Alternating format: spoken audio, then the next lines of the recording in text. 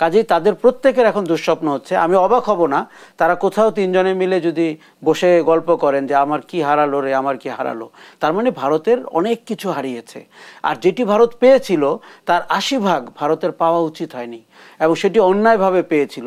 এবং সেটি কিন্তু বিগত সরকার প্রধান তিনি সুস্পষ্টভাবে বলেছেন ভারতকে আসলে যা দেয়া হয়েছে সেটি ভারত কখনোই এর উত্তর কিন্তু শেখ হাসিনা জীবিত অবস্থায়, মানে জীবিত মানে ক্ষমতায় থাকা অবস্থায় দিয়ে গেছেন। আশরাফ কায়সার, আওয়ামী লীগ চলে যাওয়াতে ভারতের আরেকটি মেইন দুর্বলতা তাদের সিকিউরিটি কনসার্ন, বা তাদের আসলে যে সিকিউরিটি কনসার্নগুলো আছে সেগুলো অন্য কেউ বুঝবে কিনা সেটি তারা ভাবার চেষ্টা করছেন। অর্থাৎ বাংলাদেশ নিয়ে তারা আসলে এতটাই সিকিউরিটি কনসার্ন, এবং বাংলাদেশের যে সরকারকে প্রধানকে পালিয়ে যেতে হয়েছে তার সিকিউরিটি তারা ঠিকই সর্বোচ্চভাবে দিচ্ছে। খুব একটা উল্টো পথে হাঁটার মতো কি?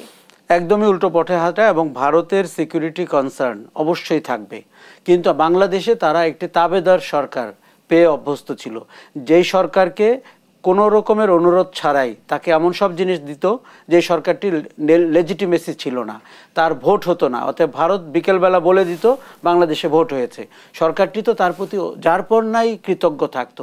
কিন্তু আমরা ভারতের সিকিউরিটি কনসার্ন মনে করি বাংলাদেশে যারাই সরকার গঠন করুক, বর্তমান সরকার সহ আগামীতে যদি কট্টরপন্থী ইসলামিস্টরা সরকার গঠন করে, কথার কথা, সেখানেও আপনি ভারতের security concern will be addressed. এটি কিন্তু ভারতের মূল কথা না, এটি হচ্ছে ভারতের বাইরে বাইরে বলা বক্তব্য, যেটি তারা পশ্চিমা বিশ্বের কাছে বলতে চাচ্ছেন যে বাংলাদেশে জঙ্গিরা ক্ষমতা নিয়েছে, ইসলামিস্টরা ক্ষমতা নিয়েছে। ভারতের মূল বক্তব্য হচ্ছে ভারত বাংলাদেশকে নিয়ন্ত্রণ করতে চায়, ভারত বাংলাদেশের জনগণের ইচ্ছাকে সম্মান করে না, ভারত চায় তার প্রভাবিত একটি সরকার এই দেশে থাকবে। এবং সেই কারণেই আসলে ভারত যেহেতু বাংলাদেশকে নিয়ন্ত্রণ করতে চায়, যেই সরকার ভারতকে সেই নিয়ন্ত্রণ করার সুযোগ করে দিচ্ছিল দীর্ঘদিন ধরে, তাকে পুনর্বাসন করার জন্য ভারত অনেকটা উঠে পড়ে লেগেছে কিনা? লন্ডন আওয়ামী লীগের জনসভায় বক্তৃতা রাখতে যাচ্ছেন বিগত সরকার, ফ্যাসিস্ট সরকার প্রধান শেখ হাসিনা, সেই সুযোগ নিশ্চয়ই ভারতে বসে তিনি পেয়েছেন, কিন্তু কিভাবে পেয়েছেন লন্ডন আওয়ামী লীগ বা কিভাবে এই মুহূর্তে জনসভা করার অনুমতি পেয়েছে, সেই জায়গাগুলো আমাদের কনসার্ন হওয়ার কথা ছিল। সেই জায়গাগুলো থেকে আসলে এখন যারা অন্তর্বর্তীকালীন সরকারের দায়িত্বে আছেন তারা খানিকটা আসলে পিছিয়ে আছেন কিনা? এটি পুনর্বাসনের প্রথম ধাপ আসলে শুরু হয়েছে 5ই আগস্ট থেকেই। আপনি জানেন যেদিন উনি পালিয়ে গেছেন সেদিন অজিত দোভাল তার সাথে মিটিং করেছেন, ভারতের প্রতিরক্ষা উপদেষ্টা, এবং সেই দিন তার মানে পররাষ্ট্রমন্ত্রীর সাথে কথা হয়েছে। ভারতের নিরাপত্তা বলে তাকে ঘিরে ফেলেছে, তার মানে তাকে আশ্রয় দেওয়াটাই পুনর্বাসনের ধাপ। এখন দেখুন গত 100 দিনে তিনি বিভিন্ন লোকজনের সাথে টেলিফোনে কথা বলছিলেন, সেটিও কিন্তু আপনার শিষ্টাচার বহির্ভূত। কারণ আমাদের একজন গণহত্যাকারী পলাতক ব্যক্তিকে ভারত আপনি কেন এই কাজ করতে দেবেন? এখন যেটি হচ্ছে যে আমরা যখন আজকে কথা বলছি লন্ডনে, আজকে উনি কথা বলছেন। এবং একটু যুক্ত করতে চাই আশরাফ কায়সার, তিনি যে পোস্টার ছাপিয়েছেন সেই পোস্টারে তিনি নিজেকে প্রধানমন্ত্রী উল্লেখ করেছেন, প্রধানমন্ত্রী শেখ হাসিনা বক্তৃতা রাখবেন, সেটি আসলে একটি বড় ধৃষ্টতা কিনা? সেটি বাংলাদেশের জনগণ আদৌ আর কখনো মেনে নেবে কি? একদমই মেনে নেবে না। এবং আপনি জানেন যে ভারত অফিসিয়ালি কিন্তু তাকে সাবেক প্রধানমন্ত্রী বলেন, ভারত এটি ক্লারিফাই করেছেন।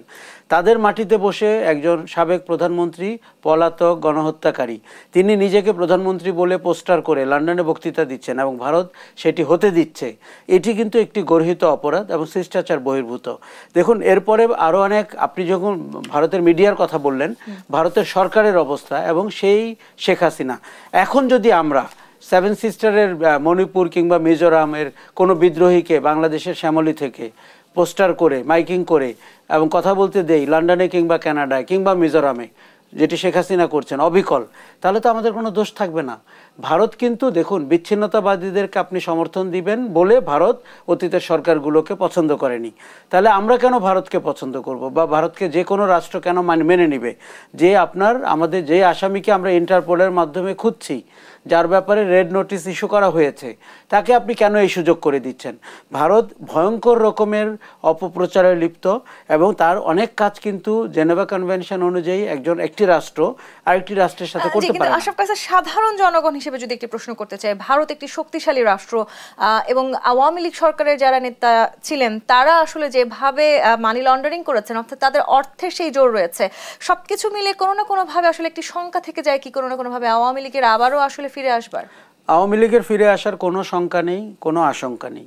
দেখুন এই ধরনের জিনিস হচ্ছে যে তাদের একটা সাময়িক যে উত্তেজনা হচ্ছে, ক্ষমতাতে যেই মোহ ছিল এবং যেই লোভ ছিল এবং যেই পরিমাণ অর্থ উপার্জন করেছেন, এটি ছাড়তেও তাদেরকে এখন রিহ্যাবে নিতে হবে।